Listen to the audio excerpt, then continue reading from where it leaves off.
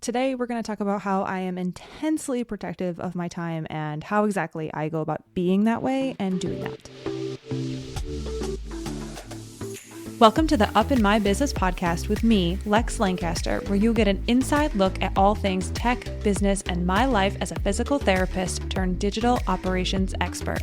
You'll hear all about my lessons as a business owner, the ins and outs of tech for your business, and more. From SEO, websites, and email marketing to automations, launches, and copywriting, I've got you. I'm so excited you're here. Let's dive in.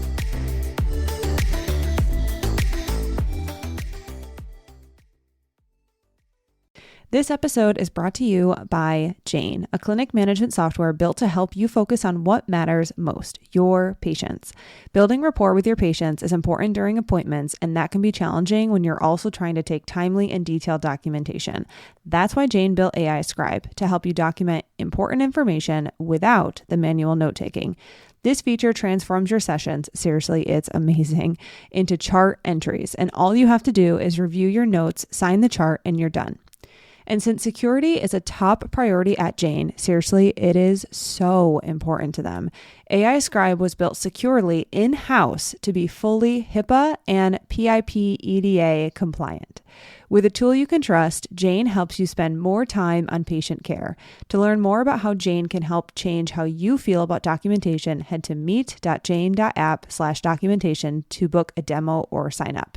And if you're ready to go, don't forget to use my code LEX1MO for a 1-month grace period on your new Jane account.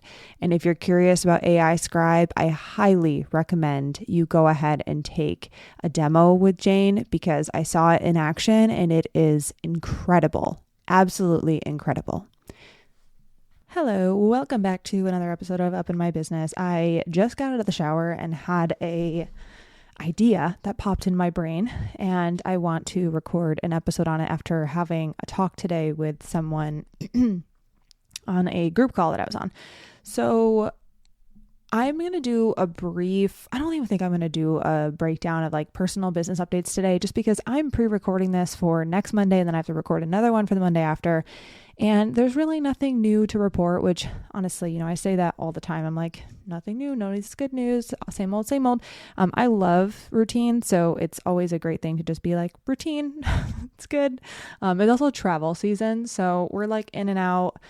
I always get emotional leaving Moose and Rupert around and leaving them back home or with, Moose's dog sitter. But so not really trying to think about that too often, but, just excited to chat today about my time. And I think that this is something that I've been asked 1 million times about, pun intended, I guess, but I've been asked so many times about how I manage my time. And I feel like potentially it may help. I don't really feel like I need to explain it, but like also understand availability wise, like why my availability looks the way it looks. So I guess I should start from the beginning. So if you're not familiar with my business, it is just me. So I don't say that like flippantly or to stand on a pedestal and say it's just me, but I am telling you it's just me. So any email you get, any social post, any podcast episode, anything going on in my business is me. No one else has my logins and no one else is invited to be a contributor or an administrator on any of my accounts. So it is just me. And I say that because, I don't think it's, what is the word I want to look for? I'm not trying to like celebrate it and say, you should also like, I don't know, get a team member, or I need to get a team member or anything like that. What I'm saying and why I'm saying is because I think it's an important perspective to keep in the back of your mind as you listen to the rest of this episode, because otherwise I don't think it would make sense. Anybody who is just themselves as well, or if you have ever been just you in your business, you will obviously be able to relate to many of the things that I say, but it is just me. So I am intensely protective of my time. And when I say time, I mean work time, but also personal time. So this goes back to deciding, why am I working? Why am I doing what I'm doing? I think for a while in my life, for, probably I don't know, upwards of 8 or 9 years, I was caught, even if we include like college, a long time, I was caught in this working bee on the hamster wheel, never stop, move forward. We're working over 100 hours a week. And I say that because I did so much between the ages of 26 to 30 that it was like I was doing a lot, and I didn't have a ton of personal time. I also didn't like feel any sort of way about it because it wasn't tugging at me to want personal time at that time in my life and where I was at in my life. But when I got to a place where I was like, wow, my reality and my personal side of things are amazing. I want to make sure I'm living my life to the fullest and like enjoy every part of the life that I am building and I'm living. I was like, yeah, I really need to make sure that I am protective over my time. And I think when we say protective of our time, that can look a lot of different ways to a lot of different people. And I will say, I don't know personally. Not that I network, like crazy, but I'm not entirely sure there are many people who have a schedule like I do and manage clients like I manage clients. And I do it all for the fact of, one, it's easier for me. 2, it allows me to have a very predictable schedule. And 3, it allows me to protect both my time in work and outside of work. And it allows my clients to have easy management. Like, I don't use a lot of big systems because my clients don't want to log on to big systems as far as I can tell. I operate most of my business out of Google Drive and Google Sheets. And Google Docs. And it is amazing, works well. I love it. I wouldn't do it a different way. So what I want to share is when I say I'm protective of my time, this doesn't mean that I have it all figured out. So having it all figured out in my mind would be like, I am always very strict. I never make mistakes. I never overschedule. Like, shit happens, and that's life. So I don't always have it figured out, but the system that I have put in place allows me to have a fairly predictable week pretty much always, unless something comes up. And the other thing that I have to say is my goal, and this is always tough to relay, my goal and needs as a human are structure within flexibility. So I really need structure within my days. However, I need there to be flexibility for things to move around. So what that means to me is that I will not take on too many clients because then I can't shift a client from one day to a different day if something comes up. But I will always know that I have to do X client's work at 10 o'clock on Wednesday. Or Wednesday, whatever the date is. So it's not only structure, but it's also flexibility within the structure. And I really value that. So another example would be sometimes what happens is Shantae and I will have lunch in the middle of the day, and I have a client scheduled at 10. And all of this is like, I'm sitting at my desk doing work. I'm not actively meeting with clients, but I will sit at my desk from 10 to, whenever my client work is done, and then I'll have lunch. And sometimes we get wrapped up in conversation. And so then I'll start my work a little bit late. That to me is the flexibility that I need in at least a couple of the days of the week in order for my brain to feel good. So that's one thing, right? So I'm actually actively scheduling out blocks in my calendar for every single thing that I need to get done. And this is colored blocks in Google Cal. So it is colored blocks in Google Cal. And the long and the short is it's repeated each month. And then I look at my calendar a couple months out and I'll move things around if I need to move things around. But I have blocks for everything. So every client work block, every do it in a day, every block that I have open for calls. So I have a very, very strict schedule, 10 to 4 from Monday to Thursday. And then Fridays are completely clear for me. So all of that is pre-decided and also blocked out. And if you saw my Google Calendar, it would have, client X, client Y, client X starts at 10, client Y starts at, 1:32. And I'm I have both of those blocks on my schedule well in advance, so I know exactly what I need to do on the day. Our moose is clearly barking downstairs, and she must see our neighbor Scott, so you can hear her in the background. And I'm not gonna re-record that section, so it's hi from Moose. That's like a big key for me. So I will say I understand that it doesn't necessarily apply to everyone listening to this, but for me, blocking my time is super important, and knowing exactly what I'm going to be doing on each day. Now, how you could apply that specific thing to whatever you're doing is if you have an admin period, you block it out. If you want to make sure you have lunch from 12 to 1, you block it out. If you want to make sure, that you want to, do a posting, design an Instagram post, block it out. You want to write an email, block it out. So you could potentially use that strategy for your own, however you want to do that. But just a couple of ideas. Now, my other thing, quote unquote thing that I do based on what I have learned from Shantae is blocking my time. So Monday, Wednesday is all backend work. Tuesday, Thursday is mostly calls. However, I have taken at least 1 or 2 Thursdays and Tuesdays in my schedule and turned them into back-end work days and just have less front-facing live time. So I had only Monday, Wednesday for back-end work of the week. So, however many weeks are in a month, and Monday, Wednesday each week.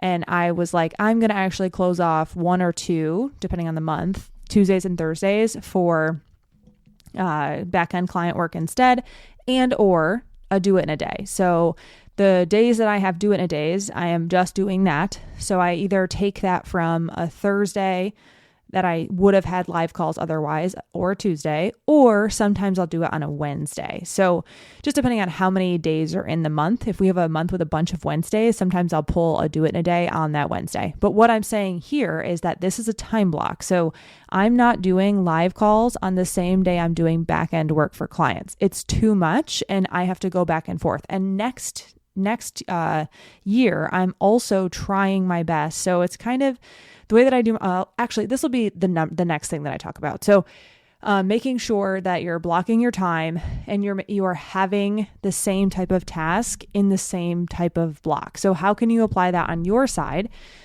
If you are working with, clients, I'm just trying to think of in a PT world. In my mind, how I would do this is I would have evaluations in the beginning of the day when my brain is fresh. And then I would have I would block just, maybe 1 or 2 hours, and then the rest of the day would be follow-ups. And my evaluations, I would probably only do them on Monday and Wednesday. Like, no one wants to do an eval on Friday, in my opinion. I never wanted to do an eval on Friday, especially not Friday afternoon. So the way that I used to set up my clinic schedule would be evals were only, I believe it was something like 8 to 10 or 8:30 to 10 on Monday. And I don't even know what the Wednesday one was.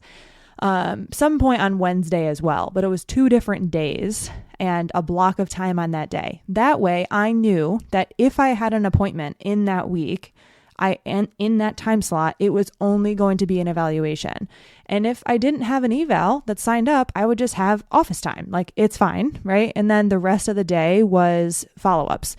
Now, the way that time blocking works is, one, you're confining and keeping your energy that you need for evals in one space. So that is the beginning of the day, which we're typically fresher in the beginning of the day. If you're someone who's more fresh at night, you could flop that, right? Flip-flop it.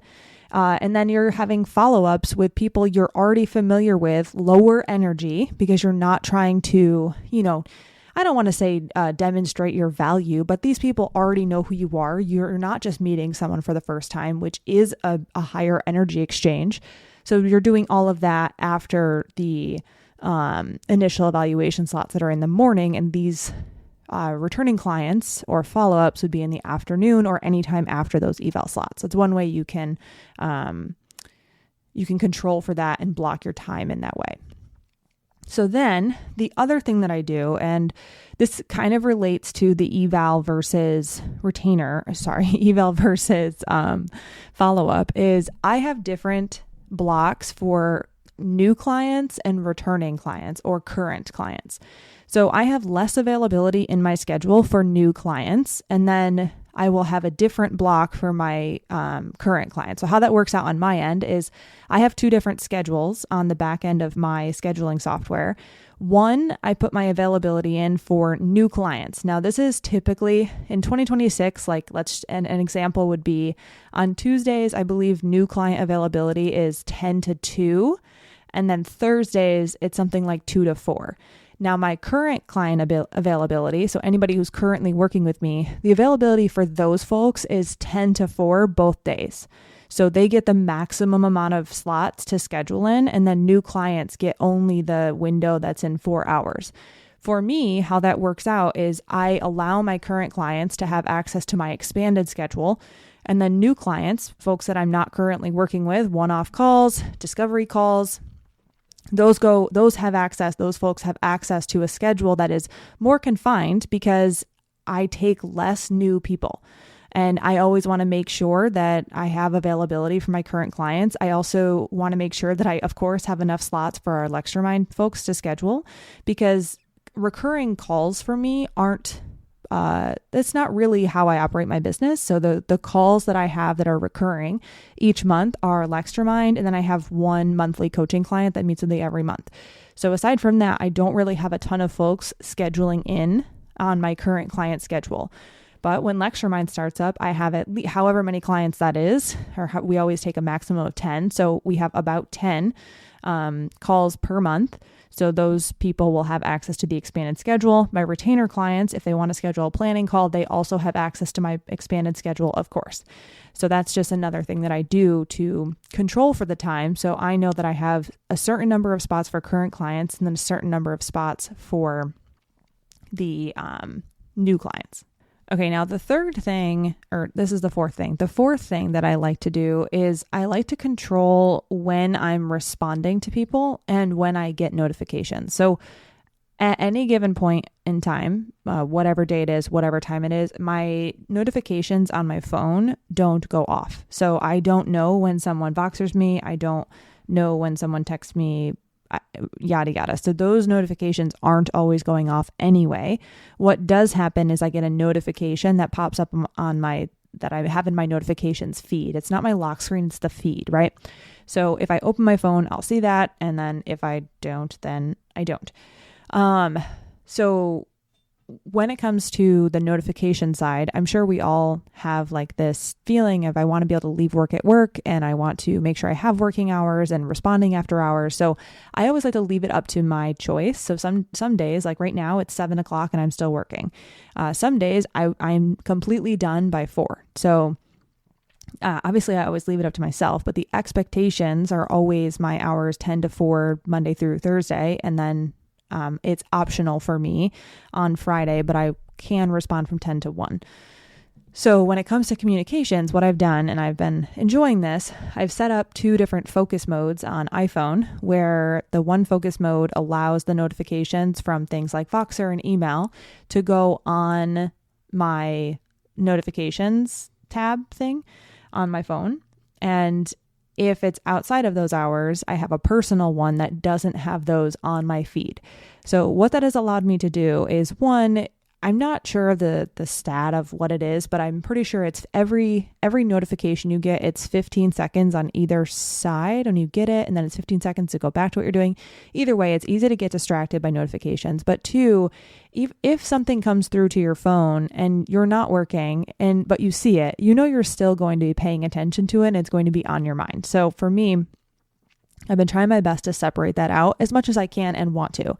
I still do answer Voxer. I still do answer some emails on the weekend. It's typically for my current clients and my retainer clients. And that's when I have time and when I get to it, right? But there aren't folks who are like, I don't have anybody who is like, answer when you're not working. I have the best people. So it's never like an expectation, but I do like to tell people, here are my hours if they start to work or when they start to work with me, right? And that has been super helpful. And honestly, it's one of the things that I love the most. Now, the last thing that I'll do is if I have some sort of email that comes in on the weekend and I want to answer it, typically I will schedule that email to go out on Monday morning. So I don't like to respond on the weekend via email to folks who I may not be currently working with, just because I want to make sure I stay within my working hours and set the expectation accordingly. While I could respond on the weekend and then just decide not to the next time, I just personally like to keep all responses within business hours just to set the expectation. And that's something that has worked really well for me. And the other thing too is if you're responding on the weekend and you get a second email back, it's just like, I only wanted to answer one. So I do like to keep that separate and make sure that I'm answering within my business hours only. So with all of that being said, I hope there are some things that you can take away from this to implement into your calendar, some ideas that you might be able to add in, move around, what have you. And don't forget to schedule time for your business and yourself. And I talked about this, I don't know what episode it was, but scheduling out time to actually work and do things not only for your business, but I want to say just in your personal life, yourself. I know I talk a lot about it in SEO school. It's like, if you want to write a blog post, you can't just assume you're going to find time to write it. It just doesn't work like that. We're way too busy. The clinic is way too busy. If you're working in a clinic, like your family is there. It's so tough to find time if you're not actively scheduling it in. So if there's something that you want to do within your business, whether that's edit this thing or develop this form or write this blog, you have to schedule it into your schedule. And sometimes what that looks like, and I had a client who just did this last week. I was like, just give up a patient slot, give up one patient slot and schedule this in so that you can get it done. And for her, I actually need to check in with her soon. That can be helpful because now you're doing it within your workday, one, and two, you're actually putting a block in to get the work done that you want to get done. So scheduling it in, especially if you're a schedule person, just schedule it in, schedule everything in. It seems to make everything easier for me. And it does make you feel a little bit structured, but it also knows, or you also know your schedule always so that you can move things around accordingly. And anybody who works in a clinic knows that. Like, you know that you have so many openings in your schedule. You know that you can move people around in these specific hours. You're already doing it. It's more or less just, I don't know the word optimizing, but you are optimizing. You're optimizing the way that your time is laid out. So that way it could potentially free up some more mental energy so that you can then, use that however you please. All right. I hope that gave you an inside look for, how I'm protective of my time, and also the wrapping it back to the beginning of it's just me. So I only have to worry about myself. And the thing is like I mentioned this on last week's episode. I had mentioned, I was like, we have a dog and we have a cat, right? So we have a dog and we have a cat. And I have a partner who's very self-sufficient. So I'm also not working on, I'm not doing so many things outside my work and my personal health that I need to people aren't depending on me. Like, it's fine. It's great. So I have a lot of space to make sure that I can do all these things and block my time accordingly and all of that jazz. It doesn't mean I don't do anything, but it's just there are not people depending on me that are not within my schedule, right? So I get to have full control over my schedule, and I understand that is also that's a privilege, right? And I understand that that's a privilege, and I hope that if you have any scheduling concerns or time management concerns, again, this episode is more or less about blocking my time and how I do that. And then when it comes to looking at different time management and creativity hacks, go ahead and check out last week's episode if you didn't listen to that. But that was more or less about, how I actually manage my capacity and how creativity works and how you can actually use boredom and time management hacks to fuel said creativity and getting things done. All right, friends, that's all I've got for you. I thank you so much for listening. I will catch you next week.